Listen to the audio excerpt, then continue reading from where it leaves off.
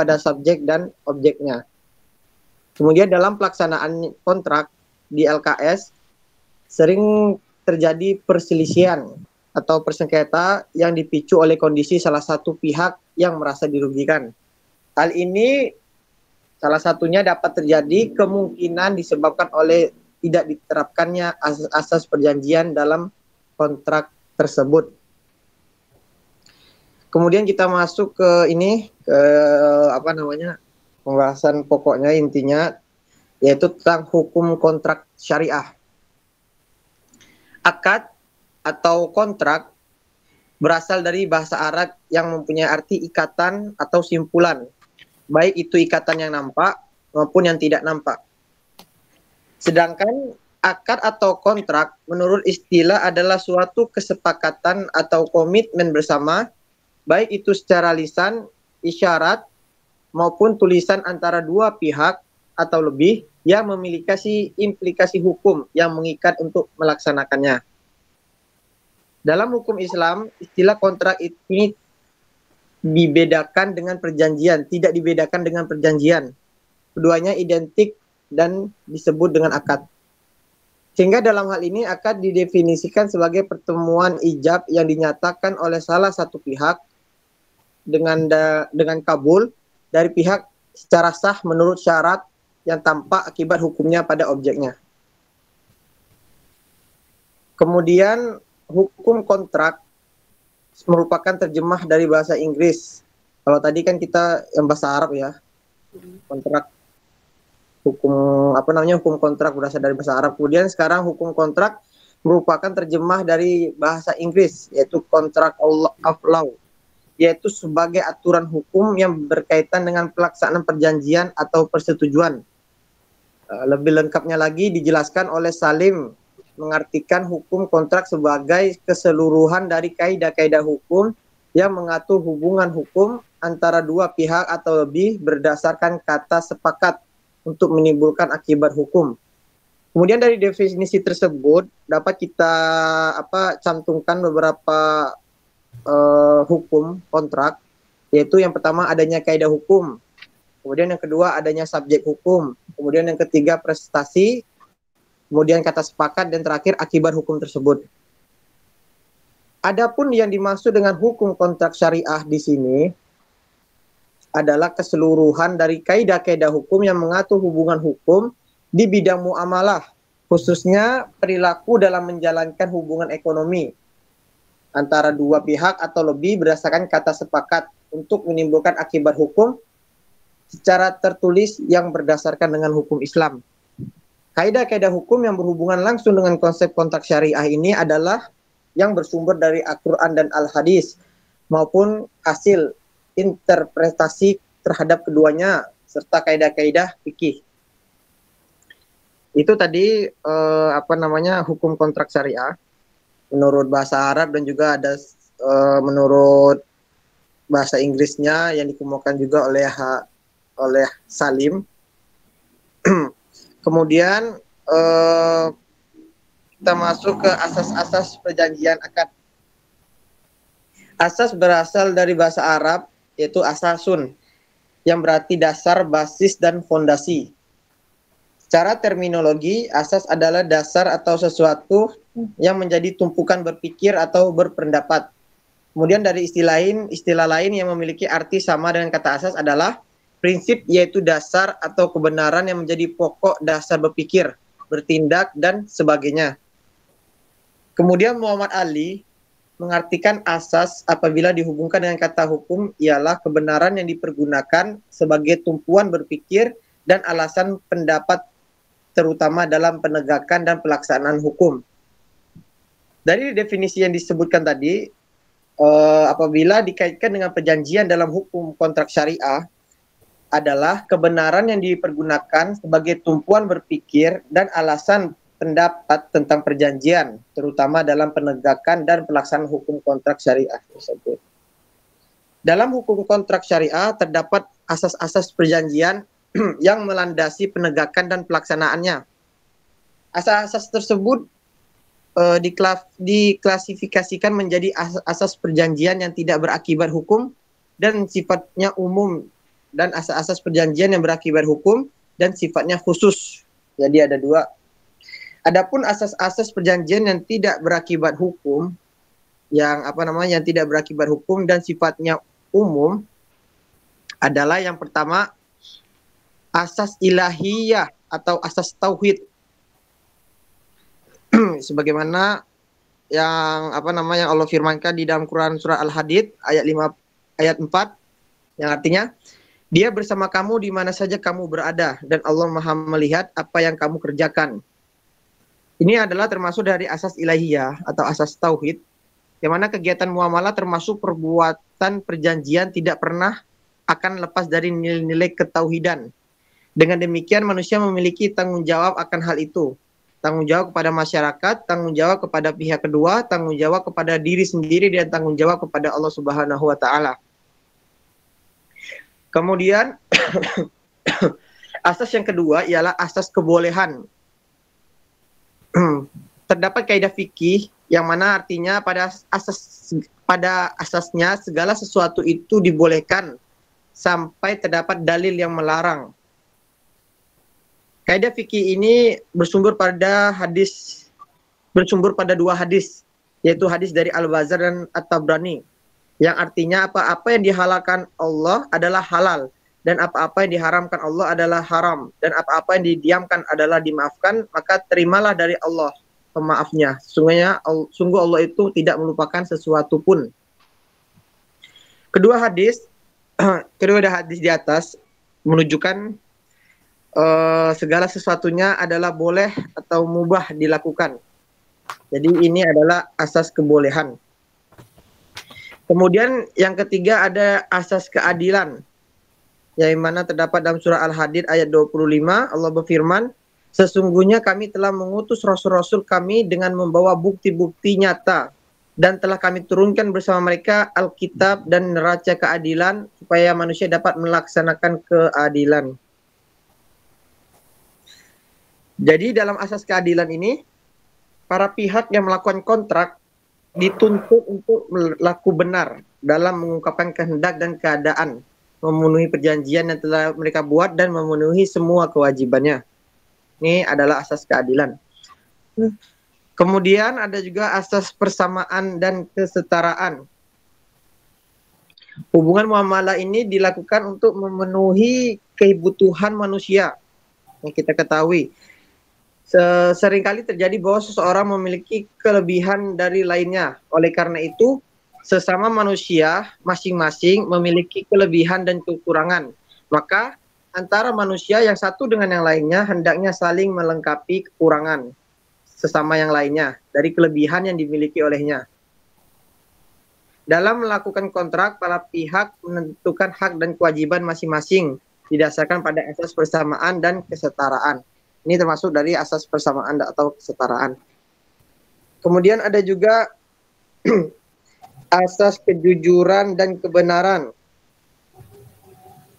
Sebagaimana yang Allah firmankan di dalam Quran surah Al-Ahzab ayat 70, hai orang-orang yang beriman, bertakwalah kepada Allah dan katakanlah perkataan yang benar. Suatu perjanjian dapat dikatakan benar apabila memiliki manfaat bagi para pihak yang melakukan perjanjian dan bagi masyarakat dan lingkungannya. Sedangkan jika perjanjian itu mendatangkan mudarat, maka itu dilarang. Ini asas kejujuran dan kebenaran. Kemudian ada juga namanya asas tertulis. Sebagaimana dalam surat Al-Baqarah ayat 228 sampai 23, bahwasanya di situ Allah mengajurkan kepada manusia agar suatu perjanjian dilakukan secara tertulis, kitabah, dihadiri oleh para saksi dan diberi tanggung jawab individu yang melakukan perjanjian dan menjadi saksi dalam hal tersebut. Itu asas tertulis. Kemudian ada juga asas iktikad baik. Asas ini terdapat disimpulkan juga dalam pasal 1338 KUH Perdata, yang mana bunyinya perjanjian harus dilaksanakan dengan iktikad baik. Karena asas ini mengandung pengertian bahwa pihak dalam suatu perjanjian harus melaksanakan substansi kontrak, substansi dari isi kontrak tersebut atau prestasi berdasarkan kepercayaan atau keyakinan teguh serta kemauan yang baik dari pihak, dan tentunya perjanjian yang baik, yang baik. Kemudian yang terakhir ialah ada asas kemanfaatan dan kemaslahatan. Asas ini mengandung pengertian bahwa semua bentuk perjanjian yang dilakukan harus mendatangkan kemanfaatan dan kemaslahatan bagi para pihak yang mengikat diri dalam perjanjian maupun bagi masyarakat sekitar meskipun tidak terdapat ketentuan dalam Al-Quran dan Al-Hadis. Jadi itu tadi asas perjanjian yang tidak berakibat hukum dan sifatnya adalah umum. Kemudian ada juga asas-asas perjanjian yang berakibat hukum dan bersifat khusus. Tadi bersifat umum, sekarang bersifat khusus. Yang pertama ialah ada asas. Udah habis waktunya, Bu? Belum, silakan masih deh, Bu. Nggak apa-apa. Dikit lagi, Bu, ya. Iya, nggak apa-apa. Lanjutkan. Jadi asas-asas perjanjian yang berakibat hukum yang sifatnya itu khusus, yang bersifat khusus. Yang pertama ialah ada asas konsensualisasi atau asas kerelaan. Dalam Quran surah An-Nisa disebutkan artinya Allah berfirman, "Hai orang-orang yang beriman, janganlah kamu saling memakan harta sesamamu dengan jalan yang batil, kecuali dengan jalan perniagaan yang berlaku dengan suka sama suka di antara kamu." Jadi kita pahami bahwasanya segala transaksi yang dilakukan itu harus didasarkan oleh suka sama suka, kerelaan antara masing-masing pihak. Tidak diperbolehkan ada tekanan di dalamnya, paksaan, penipuan, ya itu tidak diperbolehkan. Kemudian juga ada asas kebebasan berkontrak. Karena Islam memberikan kebebasan kepada para pihak untuk melakukan suatu perikatan. Bentuk dan isi perikatan tersebut ditentukan oleh para pihak. Apabila telah disepakati bentuknya dan isinya, maka perikatan tersebut mengikat para pihak untuk menyepakatinya dan harus dilaksanakan segala hak dan kewajiban di dalamnya. Itu asas kebebasan berkontrak. Kemudian ada juga asas perjanjian itu mengikat. Asas ini asalnya dari hadis Nabi, yang artinya yaitu orang-orang muslim itu terikat kepada perjanjiannya, klausul-klausul mereka, perjanjian mereka, kecuali perjanjian yang mengharamkan yang halal dan menghalalkan yang haram. Jadi hadis ini dapat kita pahami bahwa setiap orang melakukan perjanjian terikat kepada isi perjanjiannya yang telah disepakati bersama dengan pihak lainnya dalam perjanjian, sehingga seluruh isi perjanjian adalah sebagai peraturan yang wajib dilakukan oleh para pihak yang mengikat diri dalam perjanjian tersebut. Itu asas perjanjian itu mengikat. Kemudian ada juga asas keseimbangan prestasi. Yang dimaksud dalam asas ini adalah asas yang mendaki kedua belah pihak memenuhi dan melaksanakan perjanjian di dalamnya. Bisa diilustrasikan dalam hal ini diberikan ilustrasi kreditur mempunyai kekuatan untuk menentukan prestasi dan jika diperlukan dapat menuntut pelunasan prestasi melalui harta debitur.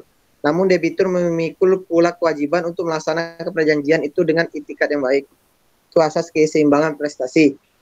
Kemudian juga ada asas kepastian hukum yang disebutkan dalam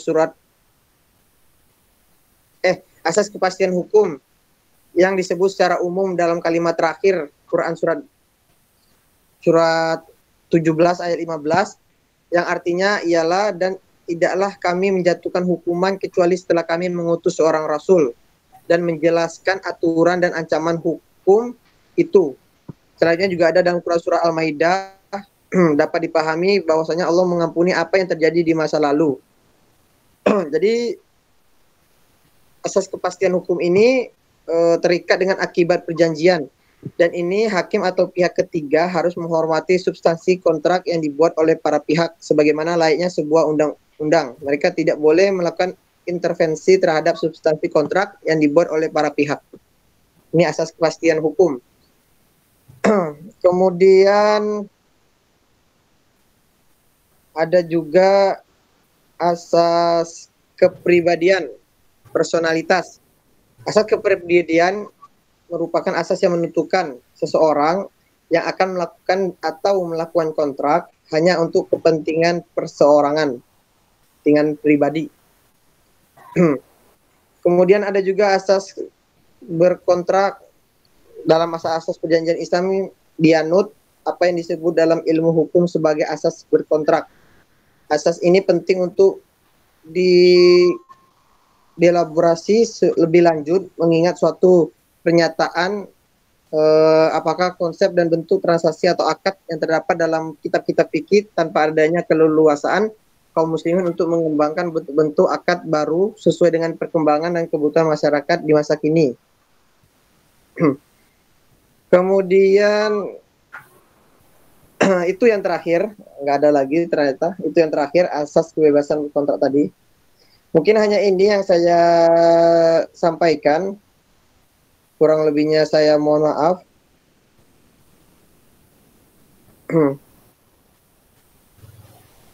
Sudah? Ya. Assalamualaikum warahmatullahi wabarakatuh. Ya, waalaikumsalam warahmatullahi wabarakatuh. Ya, terima kasih kepada Ahmad Fadil Afif. Ya, nanti sekalian. Jadi itu mungkin penjelasan kalau Fadil ngambilnya bab yang asasnya berarti ya. Ngambil bab yang asasnya, Bu. Bab asasnya. Oke, baik. Jadi, terima kasih. Ya, boleh seperti itu. Jadi asas dari hukum kontrak syariah. Oke, baik.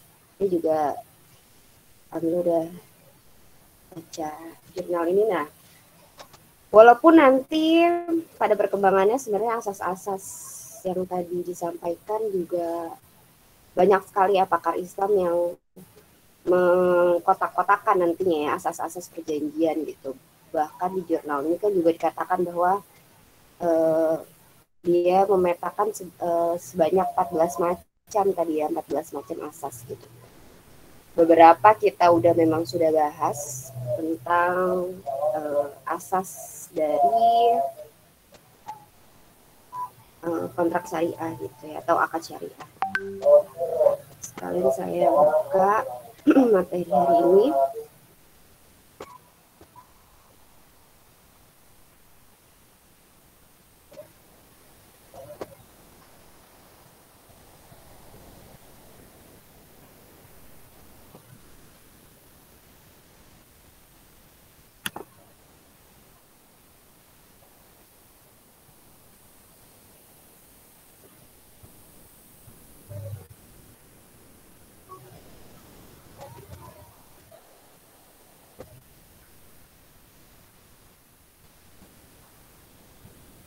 Ya, sudah.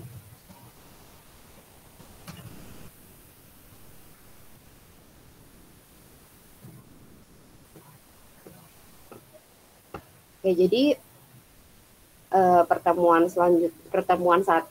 sekarang melanjutkan dari yang kemarin. Kemarin kita membahas terkait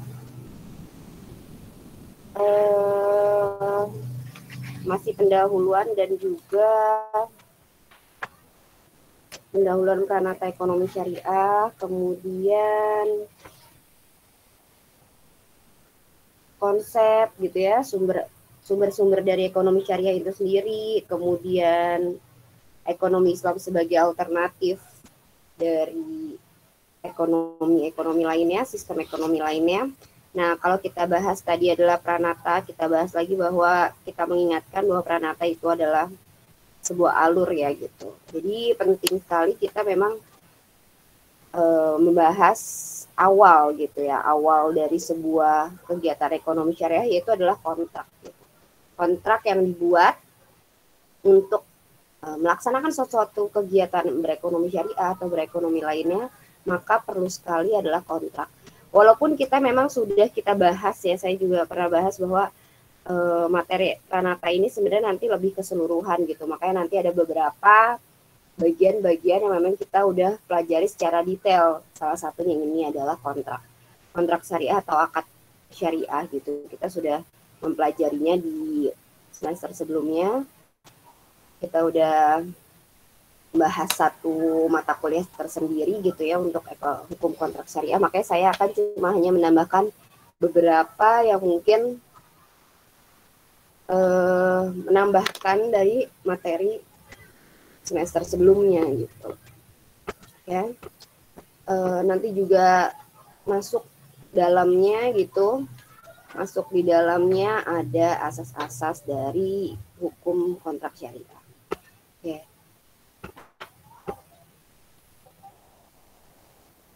Kalau tadi benar kata Fadil bahwa ekonomi syariah itu atau ya kontrak itu berhubungan erat ya dengan muamalah. Jadi kalau kita bahas ekonomi syariah erat sekali hubungannya dengan muamalah gitu ya, karena salah satu syariah yaitu adalah muamalah. Kemudian muamalah ini sangat berkaitan erat dengan segala hukum yang berkaitan dengan manusia. Ya tadi maksudnya masalahnya adalah muamalah itu adalah mayoritas adalah hablum minanas, hubungan kita terhadap manusia gitu. Walaupun nantinya tadi dikatakan bahwa di jurnal juga mengatakan bahwa tanggung jawab sebagai seorang yang bermuamalah itu adalah tanggung jawabnya kepada hablum minallah dan juga hablum minanas, kemudian bertanggung jawabnya atas diri sendiri, itu juga benar gitu ya. Jadi muamalah itu karena sumber hukumnya, karena segala hukumnya yang berkaitan dengan manusia gitu ya, karena berkaitan erat sekali dengan hukum antar manusia gitu. Makanya harus ada kepastian hukum karena ini berhubungan dengan kegiatan antar manusia ataupun hablum minanas, maka pasti harus ada kontrak ataupun akad yang terjadi di dalam sebuah muamalah. Awal dari makanya saya bilang bahwa sebelumnya kita pernah bahas bahwa salah satu tujuan adanya akad itu adalah tujuannya kontrak itu adalah untuk berlakunya atau pintu awal atas kesepakatan dari muamalah itu sendiri atau kegiatan berekonomi syariah, maka diawali dengan adanya kontrak ataupun akad syariah. Kayak akad yang tadi udah dijelaskan secara detail bahwa akad itu artinya adalah perikatan, perjanjian ataupun kontrak atau permufakatan ataupun transaksi. Jadi segala yang berkaitan dengan perikatan, perjanjian, kontrak gitu ya, maka disebut dengan akad atau kontrak syariah. Nah, tadi mengapa perlunya akad gitu ya? Kita balik lagi bahwa tujuan atau adanya kontrak akad itu akan menjadikan adanya hukum atas kegiatan yang telah dilaksanakannya dengan akad. Jadi semua kegiatan yang diawali dengan kontrak ataupun akad gitu ya, maka akan dikenakan hukum.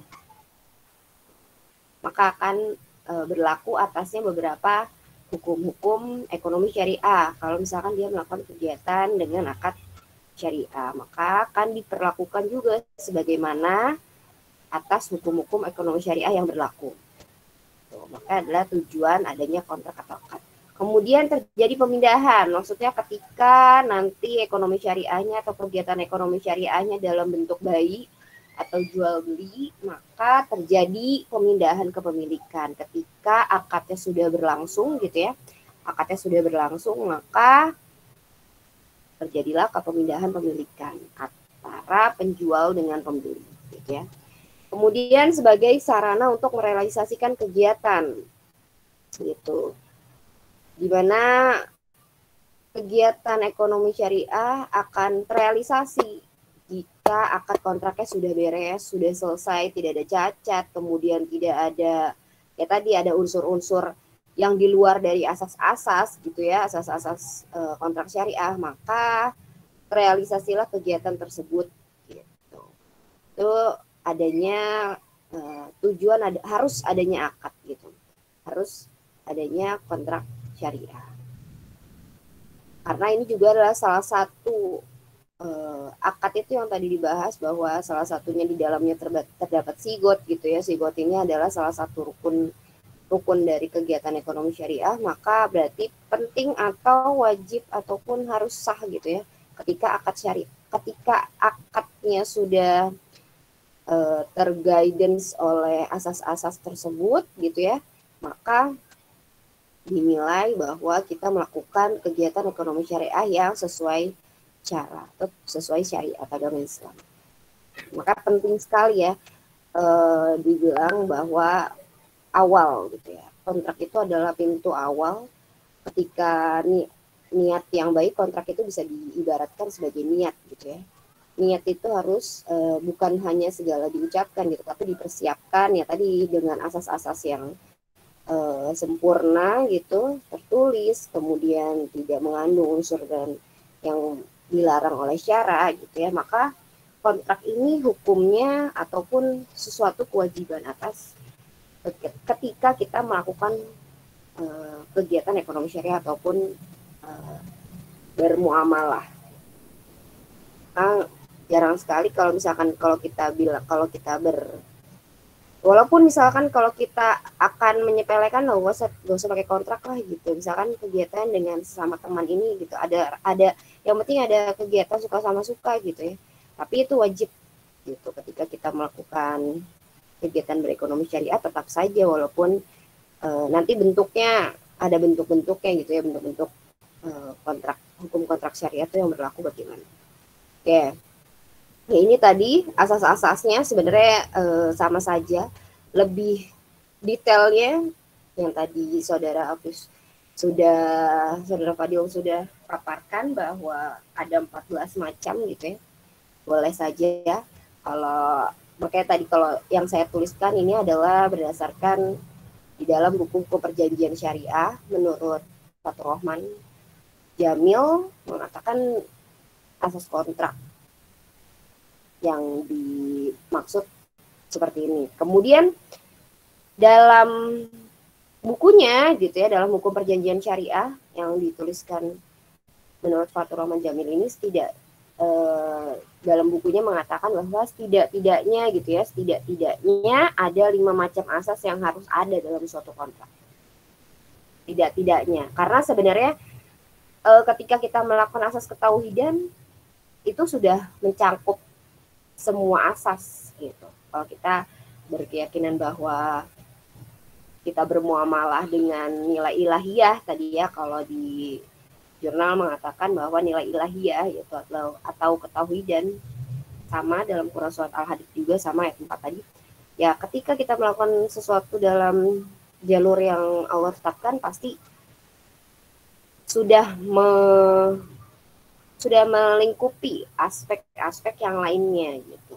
Jadi kalau dalam buku hukum perjanjian syariah dikatakan bahwa setidak-tidaknya harus ada 5 macam asas yang harus ada di dalam kontrak. Itu menurut Fathur Rahman Jamil mengatakan seperti itu. Pun lebih detailnya itu lebih mendekati kebaikan gitu ya. Ketika tadi ada 14 macam asas dari kontrak syariah gitu. Sehingga nantinya yang kemarin kita bahas bahwa sistem ekonomi Islam ini akan terjalani gitu ya, bukan sistem ekonomi kapitalis ataupun sosialis gitu ya.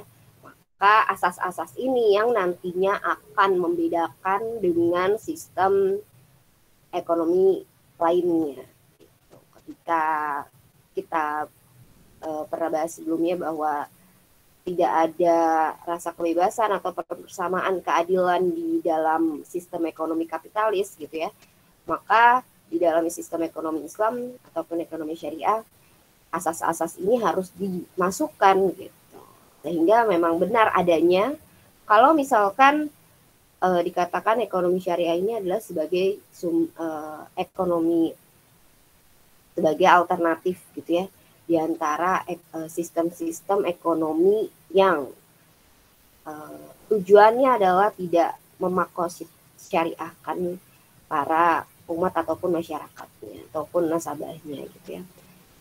Jadi outputnya nantinya adalah tidak ada ketimpangan, kemudian tidak ada berat sebelah gitu ya, tidak ada sistem monopoli yang sebesar-besarnya gitu ya, maka akan terjadi suatu pasar ataupun kegiatan bermuamalah yang dinilai seimbang. Makanya ada unsur-unsur atau asas-asas yang harus memang tidak saja hanya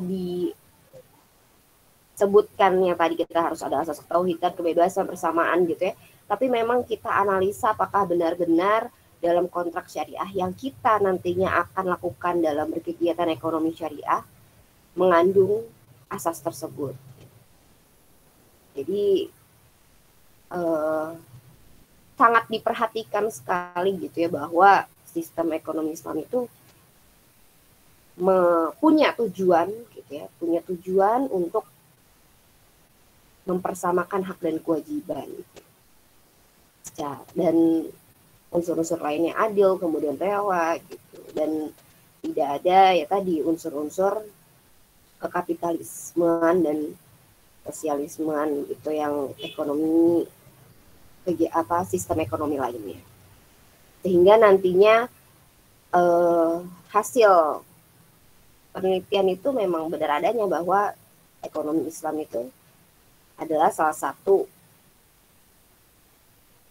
ekonomi alternatif gitu ya bagi masyarakat yang bisa melapisi, bisa meraih dari lapisan bawah hingga lapisan atas gitu. Tidak ada bentuk segitiga gitu ya.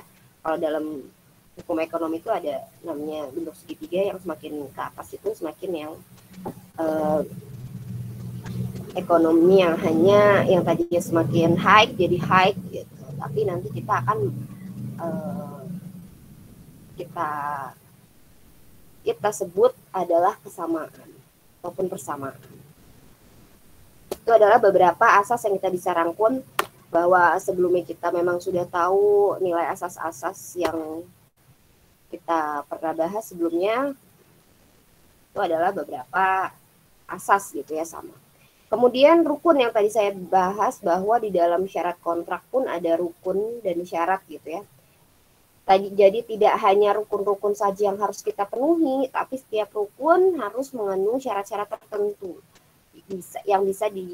yang bisa lolos ataupun yang bisa dijadikan memang benar rukun dalam kontrak syariah. Yang pertama tadi yang sudah disebut juga salah satu dalam rukun, yaitu adalah siwot ataupun ucapan ijab dan qabul. Bagaimana syaratnya ketika ijab qabul ini nantinya akan terucap gitu ya? Maka salah satunya harus jalaul makna. Jalaul makna ini adalah tujuan yang terkandung dalam kontraknya itu harus jelas gitu ya. Jadi menurut dalam buku salah satu al-fiqh al-islami itu dikatakan bahwa ijab qabulnya bagaimana yang dikatakan sah gitu ya, yang dipandang sah serta memiliki akibat hukum.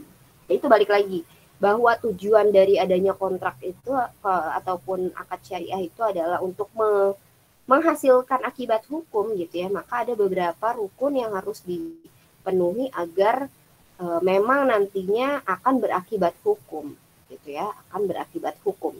Yang pertama adalah tadi jalaul makna, tujuannya harus mengandung pernyataan yang jelas. Pernyataan yang jelas, jadi sejelas-jelasnya. Bahkan dalam kontrak itu dikatakan kita tidak tidak boleh bahasa yang ambigu gitu ya. Dalam kontrak itu tidak boleh dituliskan dalam bahasa yang ambigu, tapi harus jelas-jelasnya gitu. Sehingga nantinya yaitu karena bentuknya jelas, maka biar lebih mudah dipahami oleh kedua belah pihak. Jangan sampai hanya salah satu pihak saja yang mengetahui kejelasan dalam tadi ya siwot tersebut, pernyataannya, tapi ternyata lawan transaksi kita gitu ya tidak mengerti jelas gitu. Makanya bahasa ataupun pernyataan itu memang dibuat sejelas-jelasnya. Bagaimana nanti misalkan ya, nanti kalau misalkan itu balik lagi ke ntar ada salah satu rukunnya, bagaimana kalau salah satu transaksinya memang itu bahasanya sudah jelas tapi ternyata memang sudah lawan kontraknya adalah tidak bisa menjadikan itu jelas gitu ya. Maka nanti ada misalkan dia bertransaksi dengan anak di bawah umur, anak yang belum mengerti gitu ya, di bawah 17 tahun. Nah itu ntar ada ada penanganan yang beda gitu ya. Kemudian yang selanjutnya adalah tawafuk.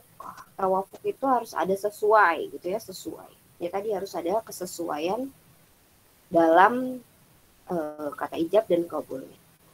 Jangan sampai kita ijabnya saya jual HP ini dengan spek ini, ternyata diterimanya dengan spek yang kurang dari yang disebutkan. Nah, itu berarti kan tidak ada kesesuaian ya antara saya menjual dan saya menerima. Kalau misalkan bentuknya jual beli, tuh harus ada kesesuaian dalam ijab dan kabulnya. Tuh, sehingga nantinya nggak ada ragu gitu ya, nggak ada keraguan atas barang jika itu bentuknya adalah jual beli, barang sewaan ketika itu bentuknya adalah kegiatan sewa menyewa dan lain sebagainya gitu.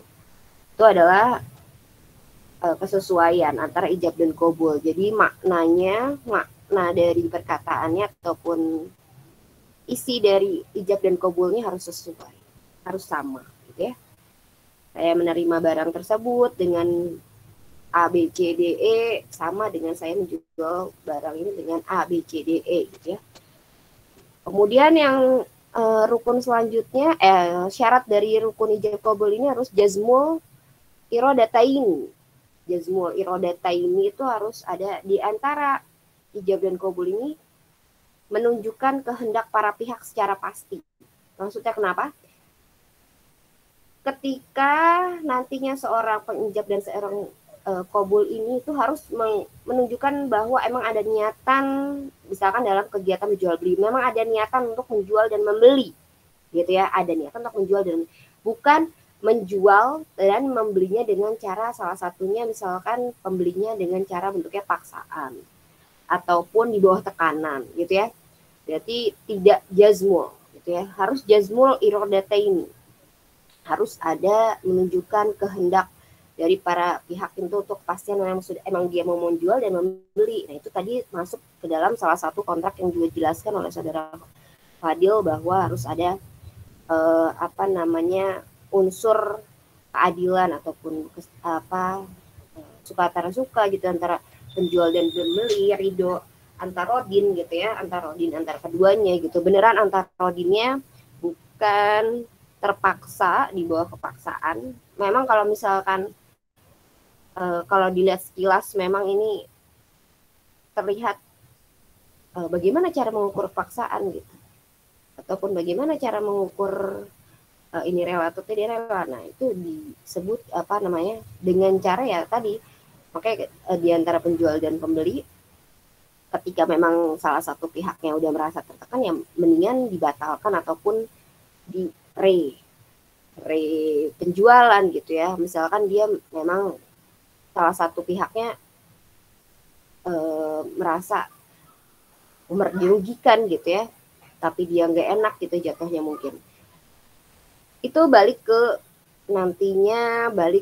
individuali ke penjual dan pembeli. Lebih seringnya mungkin pembeli gitu ya.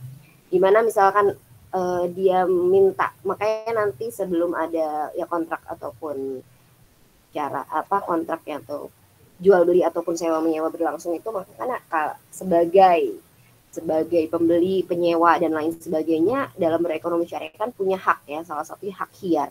Kita juga udah pernah bahas bahwa hak khiyar ini sebenarnya juga penting bagi irodata ini, kedua belah pihak yang ingin melakukan transaksi ekonomi syariah, makanya ada hak khiyar.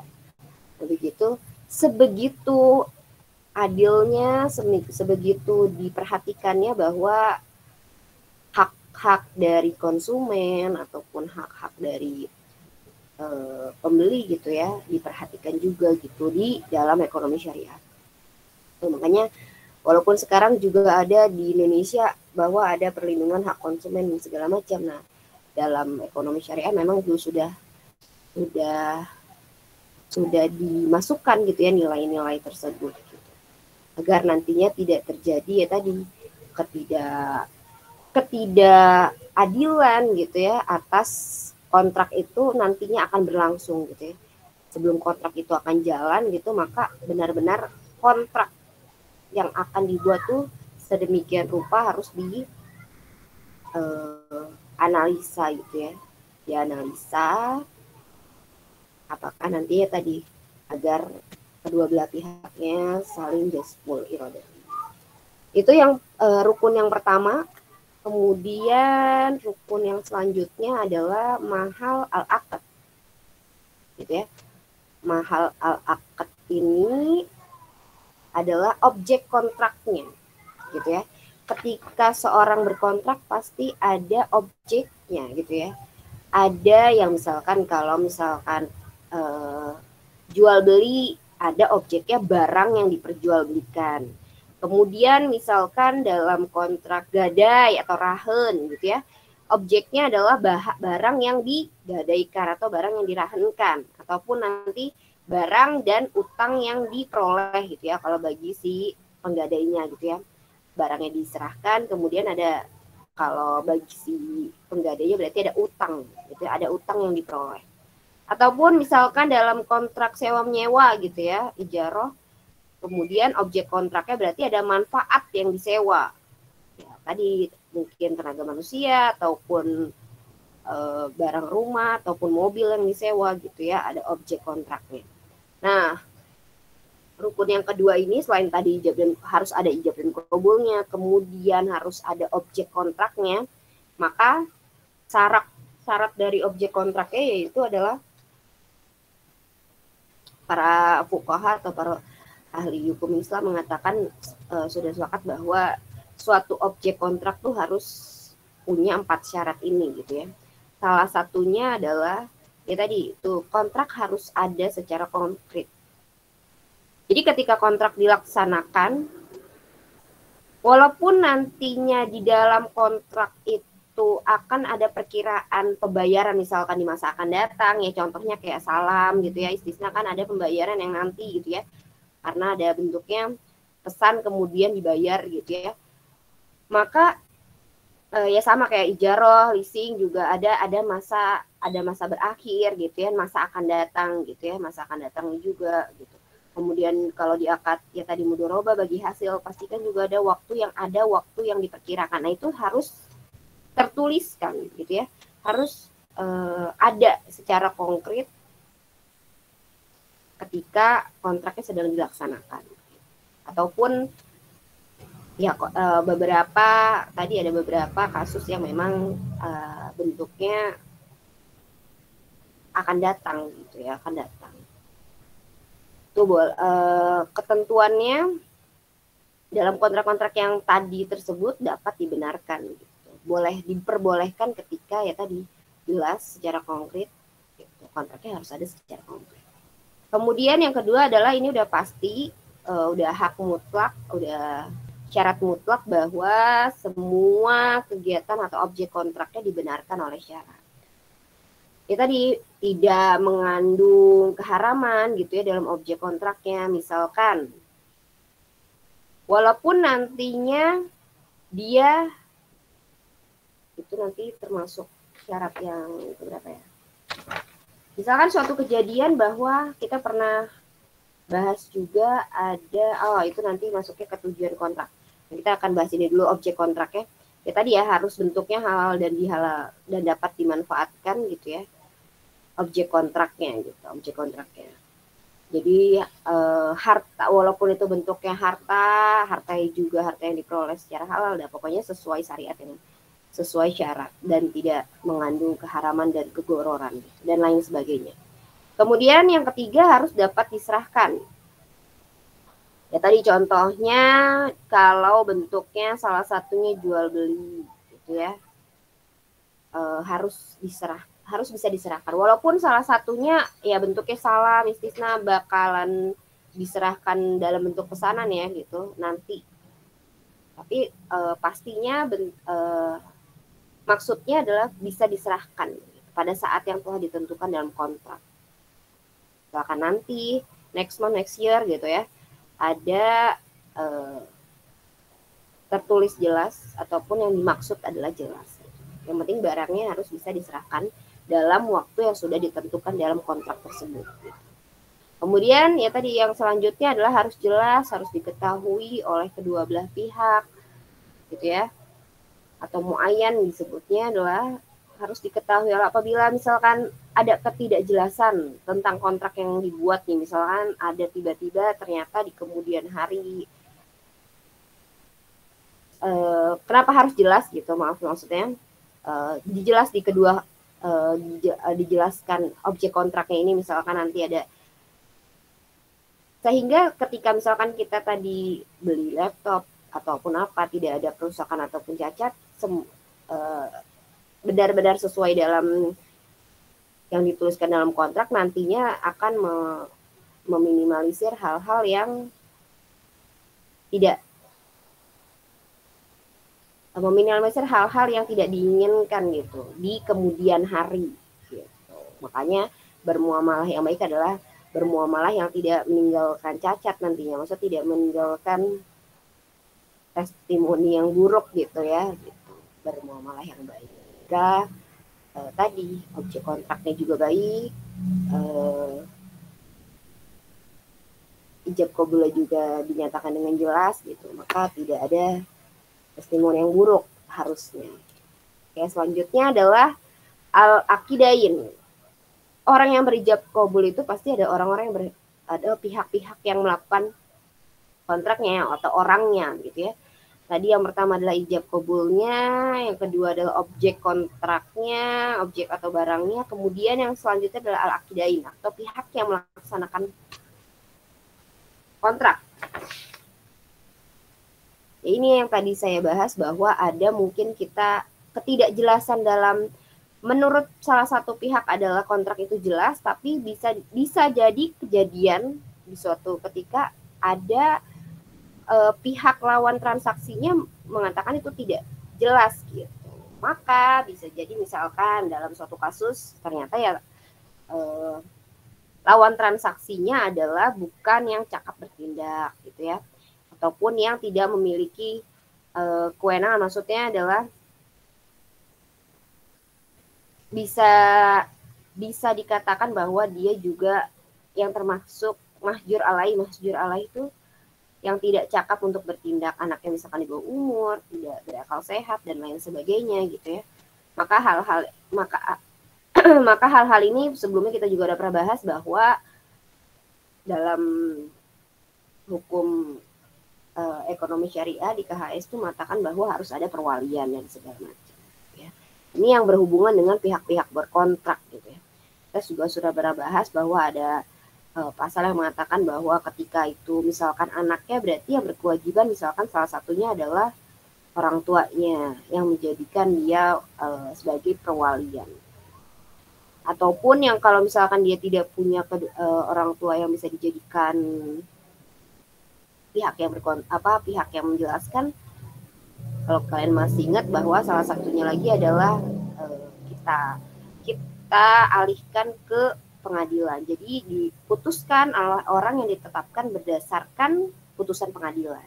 Gitu ya, ada dua opsi ketika kita berkontrak dengan memang dia belum mahjur alaih, belum mencapai cakap bertindak, kemudian mereka belum punya kewenangan ataupun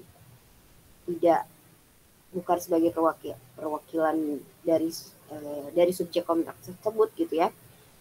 Maka ya tadi pilihannya dua gitu, dari orang tuanya ataupun orang yang ditunjuk dari putusan pengadilan.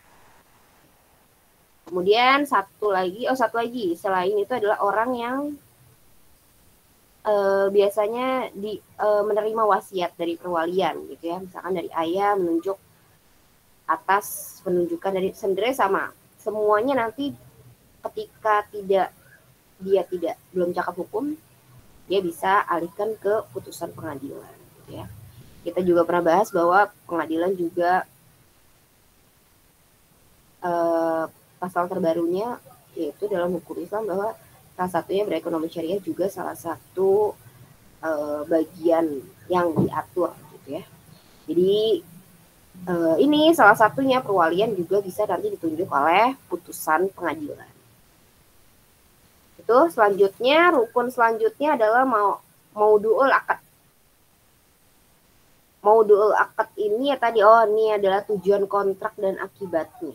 Tujuan kontrak dan akibatnya. Nah, dalam suatu kasus misalkan kita penjual anggur gitu ya, anggur buah gitu ya, anggur buah. Tapi ternyata pembelinya membeli anggurnya untuk membuat minuman anggur gitu ya, bir dan segala macam, homer gitu ya. Nah ini makanya harus diperjelas tujuan dari mereka bertransaksi. Tujuan transaksinya apa? Misal pun sama, kita misalkan sederhananya kita buka tabungan aja gitu di bank, kita pasti diarahkan tujuannya untuk apa, hanya untuk menabung, untuk biaya pendidikan, atau untuk biaya perbaikan rumah dan segala macam, itu harus di detail gitu ya, untuk apa, ataupun untuk hanya menabung saja untuk simpanan gitu ya, itu adalah tujuan dari kontrak gitu. Nantinya soalnya tadi salah satu contohnya ketika misalkan salah satu yang bertransaksinya adalah ya tadi penjual kebun anggur gitu ya, kebun anggur salah satunya adalah misalkan ternyata dia produsen homer gitu ya, produsen homer anggur. Nah ini yang tidak dianjurkan oleh syariah, salah satunya adalah tujuannya. Jadi harus diketahui benar-benar tujuan dari kontrak itu dilakukan. Tuh. Sehingga karena kita berekonomi syariah, maka tidak dianjurkan kita melakukan transaksi yang emang di luar dari syarat. Itu ya, jadi ataupun yang lainnya, misalkan ya tadi pokoknya berunsur-unsur yang di luar dari syarat. Maka tujuan kontrak pun harus disampaikan dalam kontrak. Sehingga tujuan kontrak tadi yang disebut maudul akad ini adalah disebut juga sebenarnya, bisa disebut juga al-hukum al-aslihi al-akad, yang lazim disebut dengan sebenarnya hukum kontrak, atau ada juga yang menyebutnya atsar akad gitu ya. Intinya adalah tujuan dari berakad itu apa tujuannya, sehingga nantinya ya tadi pertama harus diketahui syaratnya, yaitu pokoknya tidak mengandung unsur-unsur yang menghalalkan riba ya. Jadi jatuhnya bahasanya adalah menghalalkan yang haram gitu ya, menghalalkan sesuatu yang haram gitu. Jadi ya bentuknya akadnya seolah-olah, kayak salah satu contohnya adalah bai al-inah gitu ya, seolah-olah menyamarkan riba dengan bentuknya adalah jual beli gitu ya. Kalau bai al-inah kita pernah bahas juga, bai al-inah juga tidak dianjurkan gitu ya. Itu adalah contoh-contoh beberapa tujuan yang harus benar-benar di guidance oleh kita, bahwa tidak ada perjanjian yang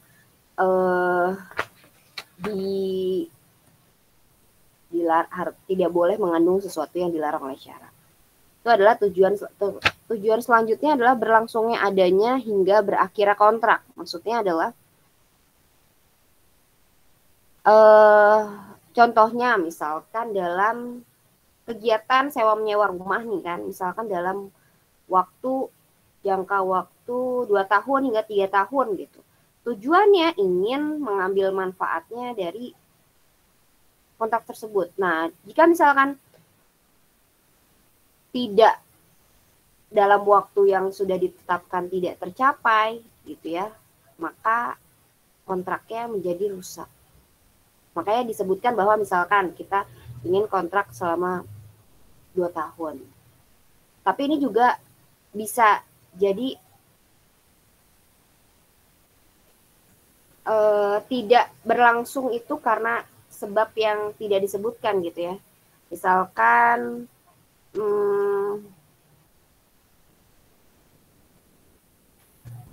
kita misalkan mau kontrak rumah, sewa rumah selama 2 tahun, ternyata waktu 2 tahun itu kita belum sampai selesai gitu ya.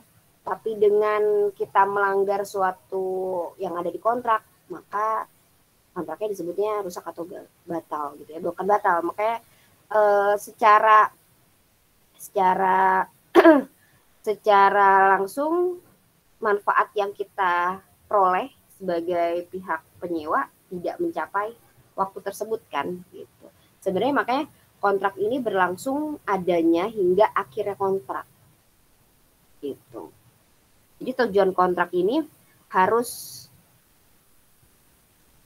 berlangsung adanya, intinya mengawal gitu ya, mengawal dari kegiatan itu hingga sampai akhir gitu.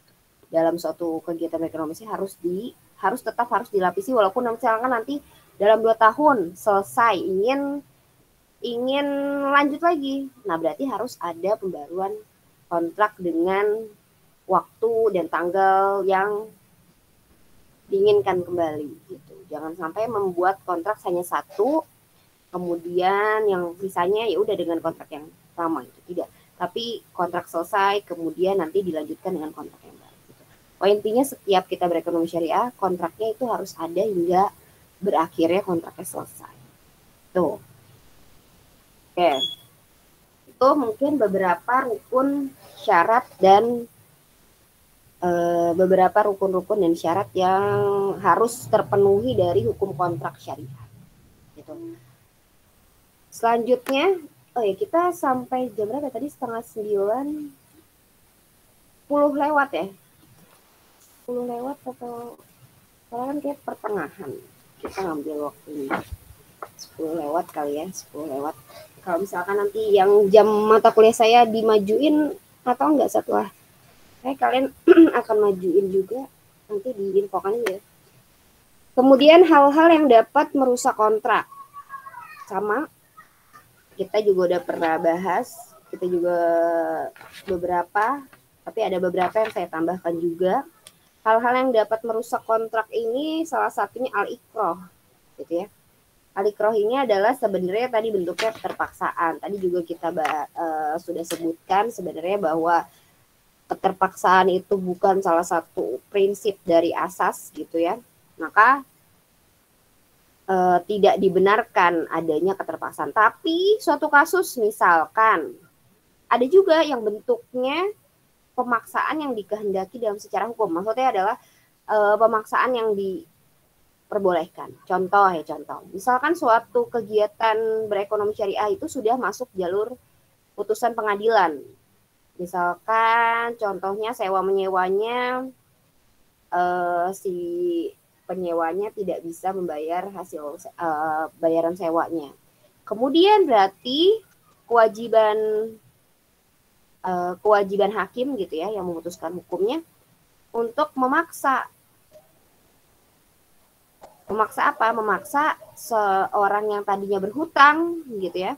Ya intinya kan tadi dia berhutang atas barang yang dia sewa gitu ya. Maksudnya barang yang dia, atau kita misalnya bentuknya jual beli deh yang paling mudahnya gitu.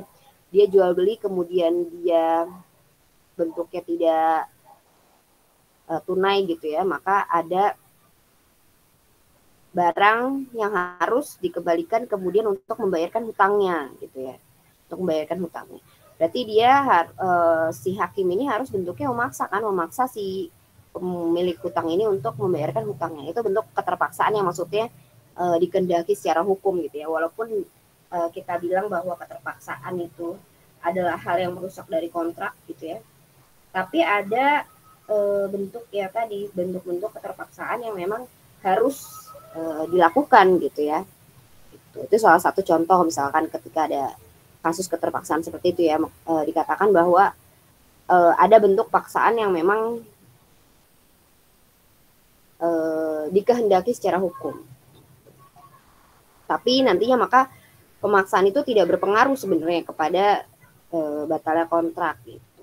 Tadi misalkan contohnya hakim yang maksa seorang yang berhutang itu untuk menjual kelebihan hartanya gitu ya, bisa dari kebutuhannya untuk bayar utangnya gitu untuk dibayarkan utangnya. Itu ya contohnya bentuknya keterpaksaan. Nah, karena di dalam hukum perdata pun juga dikatakan ya bahwa melenyapkan suatu kontrak adalah paksaan fisik. Jadi dalam hukum perdata maupun hukum Islam ada beberapa yang memang masih berjalan bersama gitu ya. Salah satunya bentuknya paksaan pun sama dalam hukum perdata dikatakan bahwa paksaan yang bentuknya fisik pun dilarang gitu ya. Tuh. Dapat merusak kontrak gitu karena bentuknya adalah bentuknya paksaan. Kemudian juga ada yang kalau di hukum perdata kan juga dijelaskan bahwa kalian udah dapat juga materi hukum perdata ya, bentuk salah satunya adalah bentuk paksaan dalam sebuah kontrak gitu ya. Maka tidak dianjurkan gitu. Misalkan dia dipaksa untuk menandatangani kontrak dan segala macamnya gitu ya. Bentuknya adalah walaupun itu bentuknya sifat paksaannya bentuknya verbal maupun fisik gitu ya, fisik. Itu kalau misalkan di dalam beberapa pakar ahli hukum Islam juga mengatakan bahwa ada paksaan yang sempurna dan tidak sempurna. Begitu. Di dalam bukunya Abdul Manan, Hukum Ekonomi Syariah yang cara pengadilan hukum ekonomi syariah dalam perspektif kewenangan itu dalam bukunya mengatakan bahwa ada dua macam paksaan juga. Sebenarnya para hukum Islam itu mengatakan bahwa ada dua macam paksaan. Jadi itu salah satunya paksaan yang sempurna, kemudian yang tidak sempurna. Maksudnya apa gitu ya?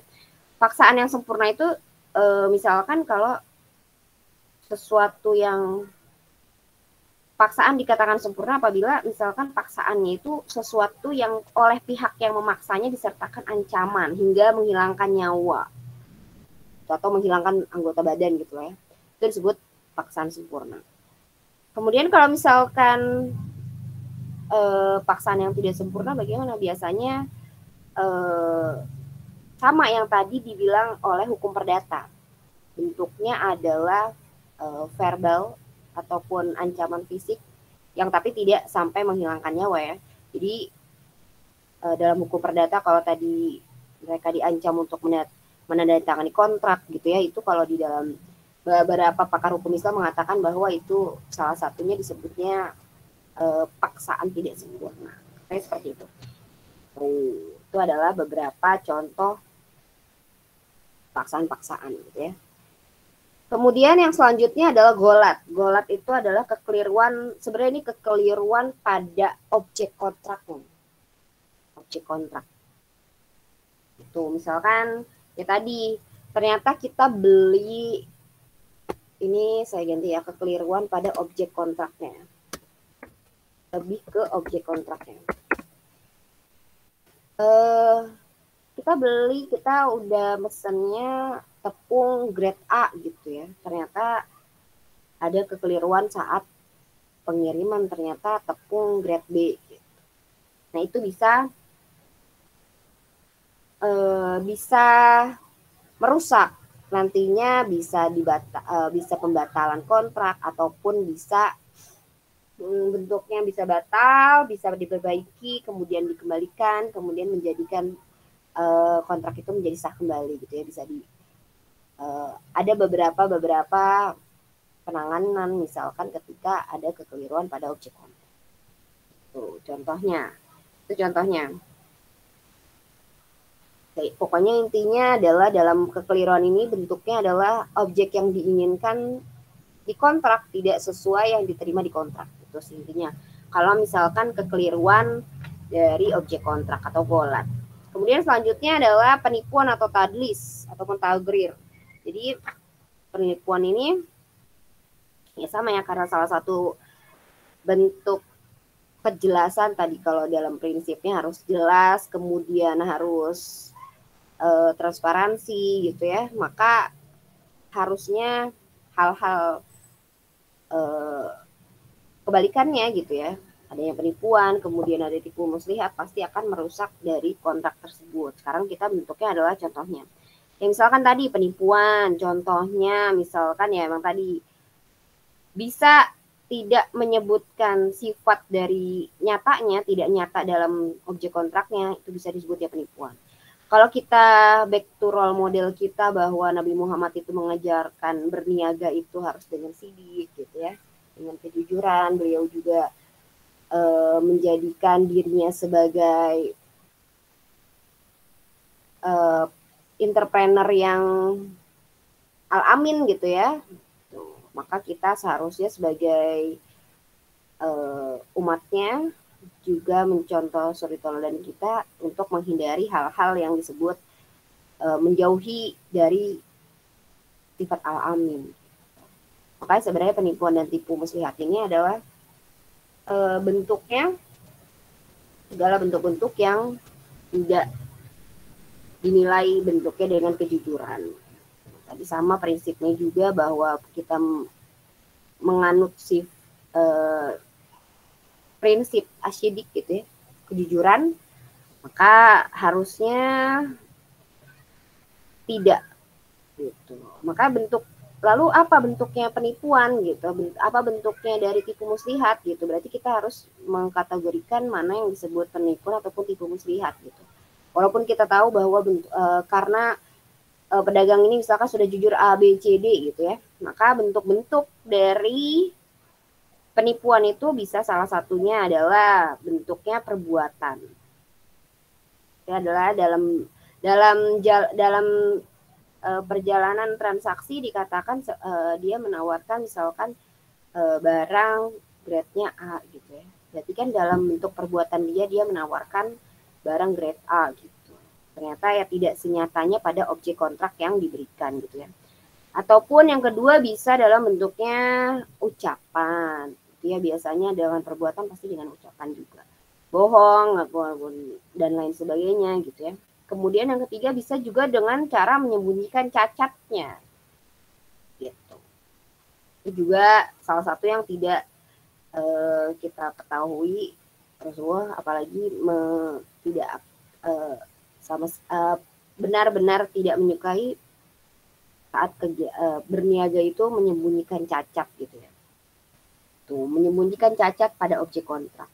Padahal ada diketahui gitu, kecacatan tersebut. Maka itu intinya adalah dalam berniaga, dalam berekonomi syariah perlu adanya transparansi, kemudian kejujuran dan lain sebagainya.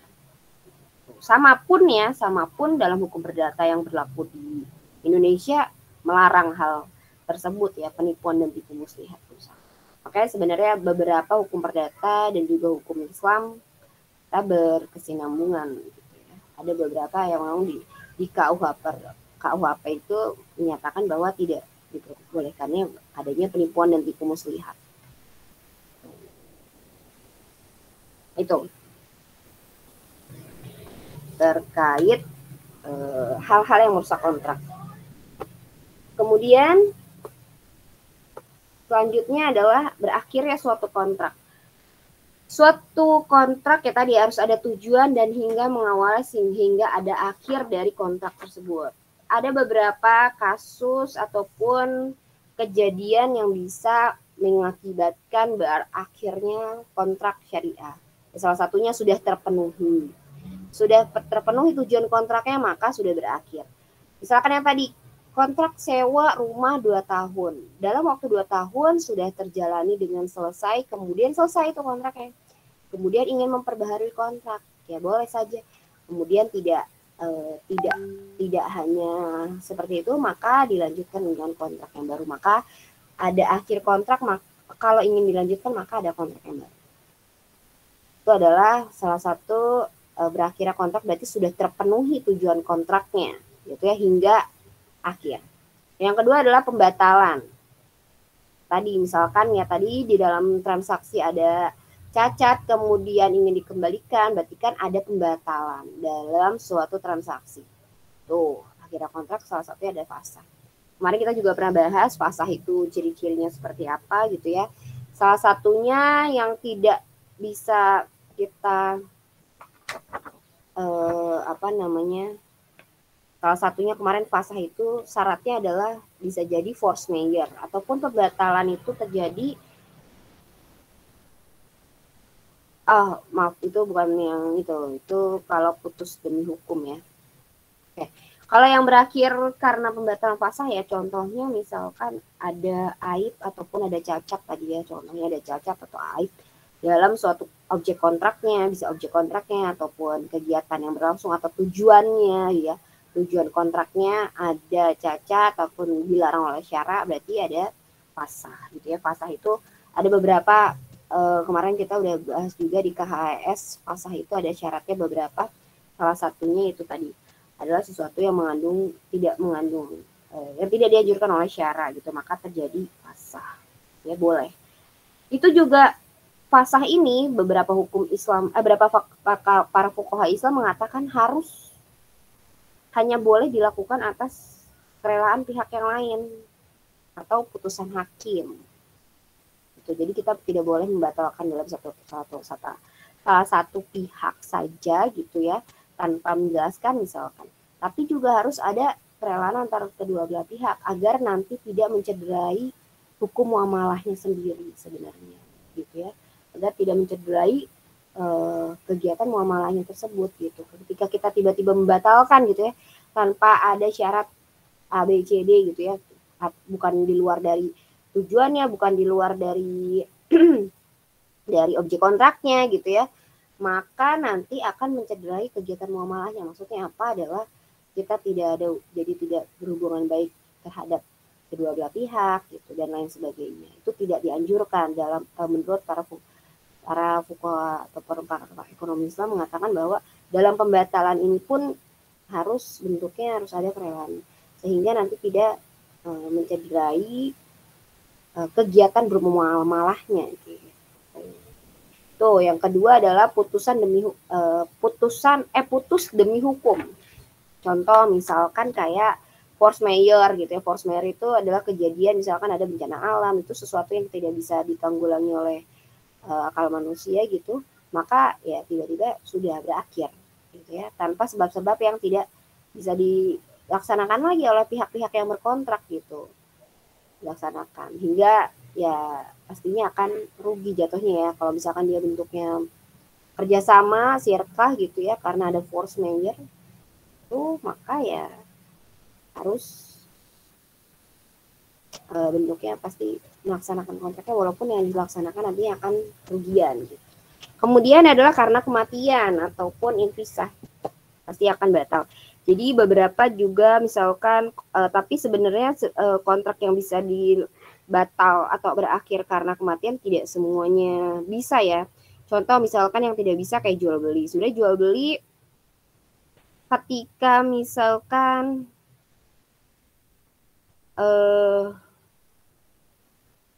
orang yang meninggal gitu ya, penjual yang meninggal bisa jadi nanti ada yang mewakilkan untuk menjualkannya ataupun yang sebagai penerima pembelinya gitu. Kecuali yang bisa berakhir, contoh sewa menyewa, orang yang menyewanya meninggal nih dan tidak akan dipakai oleh ahli warisnya atau penyewanya, ya disewa berarti berakhir kontraknya, sudah berakhir sama gitu ya. Itu contohnya. Kemudian selanjutnya adalah tidak ada persetujuan atau adam al-ijazah gitu. Misalkan dalam suatu kontrak ingin melaksanakan kontraknya tidak mendapatkan persetujuan gitu yang berwenang gitu ya. Kemudian nantinya salah satu pihaknya misalkan salah satu pihaknya melakukan sesuatu tindakan yang dinilai kelancangan ataupun memberikan cacat gitu ya pada salah satu pihak lainnya, maka bisa jadi itu berakhir kontraknya. Itu beberapa hukum kontrak syariah yang kita review sedikit dan saya tambahin beberapa terkait hukum kontrak syariah.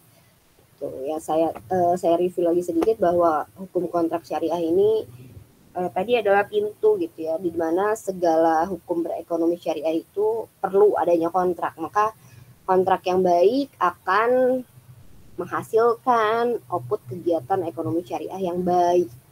Karena apa? Karena rukun syaratnya pun, asas-asasnya pun sudah dibuat sedemikian rupa gitu ya, agar tadi kita ulang bahwa tidak outputnya ataupun hasilnya nanti tidak akan terjadi ketimpangan, monopoli, kemudian lain sebagainya gitu ya. Makanya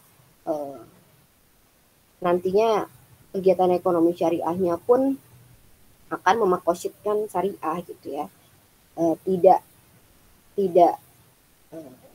merugikan salah satu pihak saja dan lain sebagainya. Makanya hukum kontrak syariah itu awal dari kegiatan muamalah yang baik, ekonomi syariah yang baik, harus dimulai dengan kontrak syariah juga yang baik. Sampai situ ada pertanyaan. Kemudian nanti selanjutnya siapa yang presentasi setelah Afif ya, pokoknya nanti disiapkan. Ya,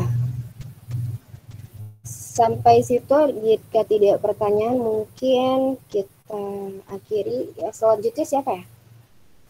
Abis Ahmad Fadil tuh Anwar, Bu. Oh, Anwar, bukan Arina ya. Oke, baik. Anwar disiapkan presentasinya. Kemarin saya ini ya, perseroan syariah.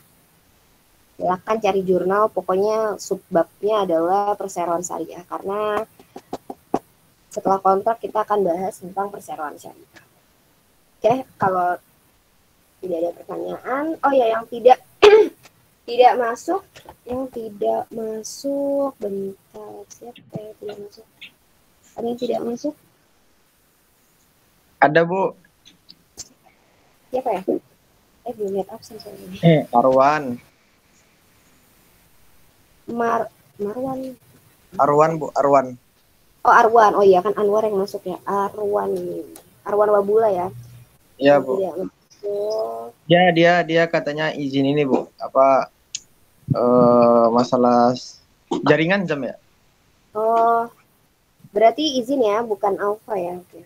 Iya. Arwan. Kemudian ada lagi yang tidak ada keterangan. Arwan Siti. Oh iya.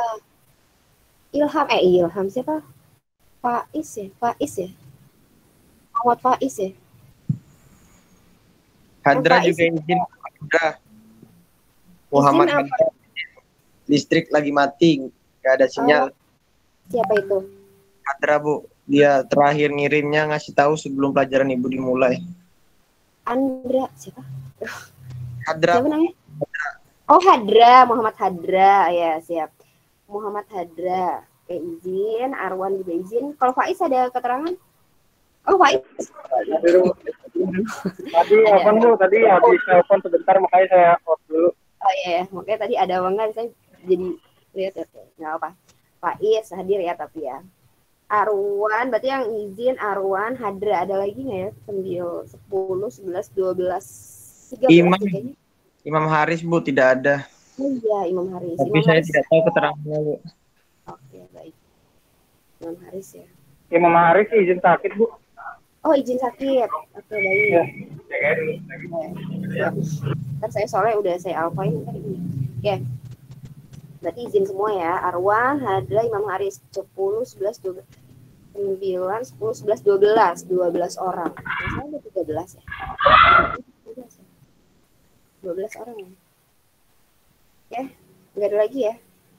Kayaknya sih nggak ada sih, nanti saya 1, 2, 3, 4, 5, 6, 7, 8, 9. Oke, Solahuddin ada. Oke, sampai situ harusnya sih sudah lebih paham kalau kontrak syariah, karena kita sudah satu mata kuliah sendiri untuk membahas akad kontrak ini. Semoga nantinya di lain kesempatan kalian juga bisa bertanya lainnya. Karena nanti kita Pranata itu memang dari awal hingga akhir, hingga nanti penjelasan sengketa itu hingga akhir. Gitu ya. Jadi Pranata itu dari awal sampai kontrak, sampai nanti di dalam ekonomi syariah, kemudian ada penjelasan sengketa. Itu nggak ada pertanyaan dari teman-teman mahasiswa. Kalau tidak,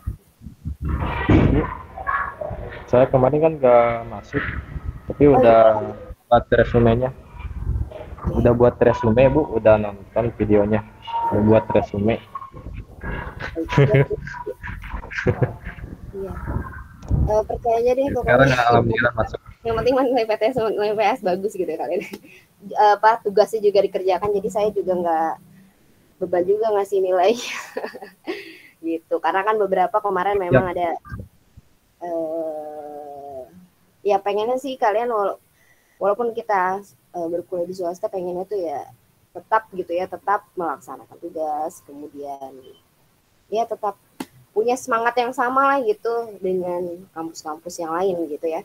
Kalau kita punya teman-teman kampus yang kayaknya sibuknya tuh luar biasa gitu ya, sampai seperti itu kita juga nggak boleh kalah belajar, walaupun kita juga pasti punya manage waktu masing-masing ya, kita punya manage waktu masing-masing gitu, pokoknya kalian atur sendiri gitu. Oke, terima kasih yang juga sudah presentasi Fadil hari ini. Semoga besok juga Anwar bisa presentasi. Jika tidak, saya itu ya harus ada yang lanjut gitu. Jadi biar pertemuan kita nggak ada yang numpuk satu pelajaran 2 presentasi. Anwar insya Allah besok siap ya? Anwar, Bu. siap, Bu. Ya, Dan Bu. Ya. Baik, kurang lebihnya sampai situ.